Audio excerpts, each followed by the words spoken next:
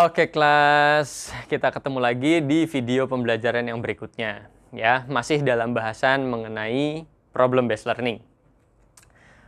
Di video yang berikutnya, yang sebelumnya bicara tentang PBL, kita sudah belajar tentang sintaks 1, yaitu bicara tentang orientasi peserta didik ya.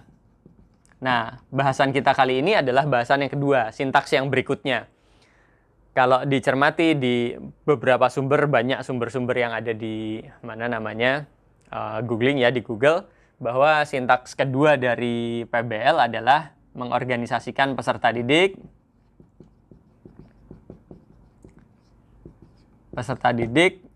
supaya bisa belajar gitu ya, supaya pembelajaran bisa berlangsung dengan baik. Bagaimana kemudian nilai penting dari mengorganisasikan peserta didik supaya proses pembelajaran bisa berlangsung. Nah, kita akan bahas itu di video yang kali ini. Oke? Nah, bicara tentang mengorganisasikan peserta didik atau siswa untuk belajar, itu berarti bagaimana caranya seorang guru, seorang pengajar misalkan, itu mengatur siswanya supaya bisa mencapai tujuan pembelajaran yang ingin dicapai pada saat proses pembelajarannya. Nah, mengorganisasikan peserta didik ini seringkali diterjemahkan dengan siswa yang dibagi menjadi beberapa kelompok. Salah nggak? Nggak. Itu tidak salah, itu tidak keliru. Hanya saja yang paling penting yang jangan dilupakan adalah membagi siswa ke dalam beberapa kelompok itu harus tetap punya alasan yang kuat. Salah satu contoh alasan yang paling mudah misalkan adalah keterbatasan alat misal. Bahwa sekolah atau mungkin lembaga belajarnya itu memiliki keterbatasan alat, sehingga siswa yang tadinya banyak dengan alat yang terbatas harus dikelompokkan menjadi beberapa kelompok sesuai dengan jumlah alat yang dimiliki. Oke, karena alatnya cuma ada 5, yuk kita belajarnya dengan menggunakan belajar kelompok, kita bagi menjadi 5 kelompok misalkan seperti itu. Itu boleh-boleh saja. Ya. Tapi yang paling penting dari mengorganisasikan peserta didik adalah benar-benar siswa mampu memahami apa yang akan dia lakukan. Karena di sintaks yang berikutnya itu kan bicara tentang penyelidikan. Guru, pengajar membantu siswa dalam menyelidiki permasalahan yang terjadi supaya siswa mendapatkan solusi. Maka di sintaks yang kedua sebelum siswanya menyelidiki sebuah permasalahan, siswa harus benar-benar paham dulu. Apa sih sebenarnya yang harus saya selidiki? Ya, itu mengorganisasikan peserta didik. Kaitannya dengan proses pembelajaran di video yang lalu, yang tentang biologi laut, ocean literacy. Maka kemudian masing-masing dari semua yang ada di sini, silahkan nanti membagi diri untuk berdiskusi sesuai dengan jumlahnya. Monggo didiskusikan dengan kelompoknya masing-masing.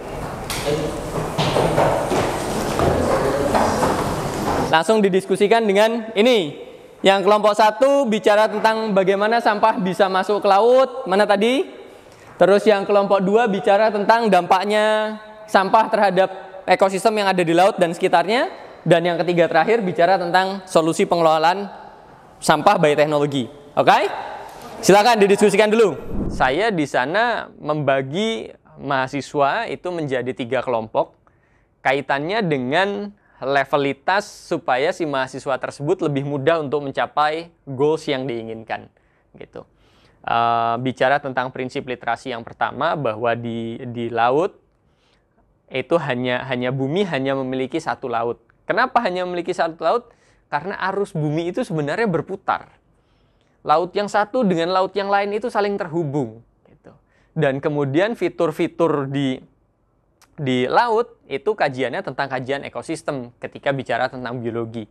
Maka kelompok belajar yang saya bentuk di video yang sebelumnya, pembelajaran tentang ocean literacy, saya mengorganisasikan peserta didik saya mengorganisasikan mahasiswa saya itu dibagi menjadi 3 kelompok, bicara tentang arus laut, bicara tentang ekosistem, dan bicara tentang bagaimana caranya sampah tidak menyebar ke dalam laut. Tujuannya apa? Supaya mahasiswanya bisa mendapatkan goals yang didapatkan, tujuan pembelajaran yang didapatkan. Nah, jadi Bapak Ibu yang kemudian juga melakukan proses problem based learning dalam model pembelajarannya, mengorganisasikan peserta didik ini nilai pentingnya adalah tentang bagaimana peserta didik tahu apa yang harus dia lakukan dalam nantinya ketika melakukan penyelidikan, dia tahu apa yang harus diselidiki. Maka siswanya diorganisasikan. Memang yang paling mudah adalah dengan cara mengelompokkan. Siswa bisa fokus berdiskusi dengan kelompoknya masing-masing.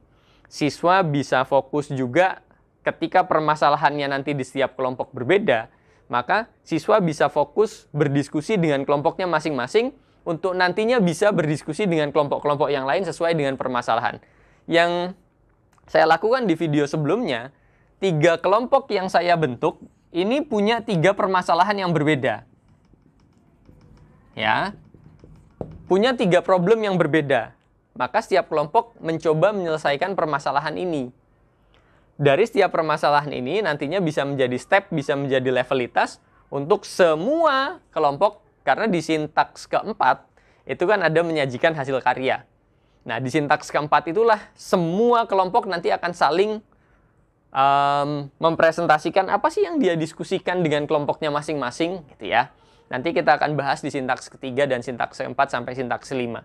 Namun di sintaks yang kedua ini, jika Bapak Ibu guru, rekan-rekan yang menjadi pengajar kemudian mencoba membagi kelompoknya, membagi peserta didiknya menjadi beberapa kelompok, dan kelompoknya punya perbedaan permasalahan, maka perangkat pembelajarannya pun perlu disesuaikan.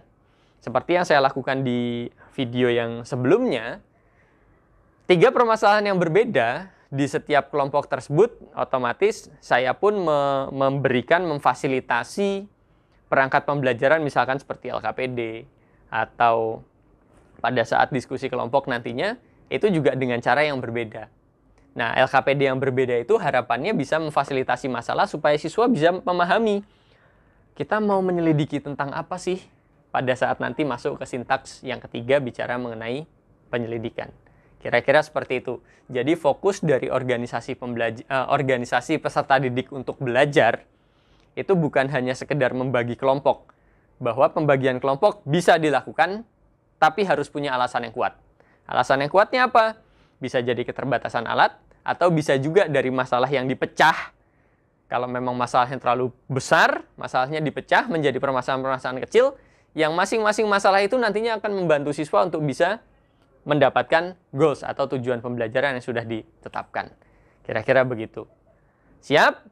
Kalau misalkan memang masih ada pertanyaan, nanti bisa ditulis di komen, sehingga kita bisa diskusi melalui teks di komen video ini. Terima kasih semuanya.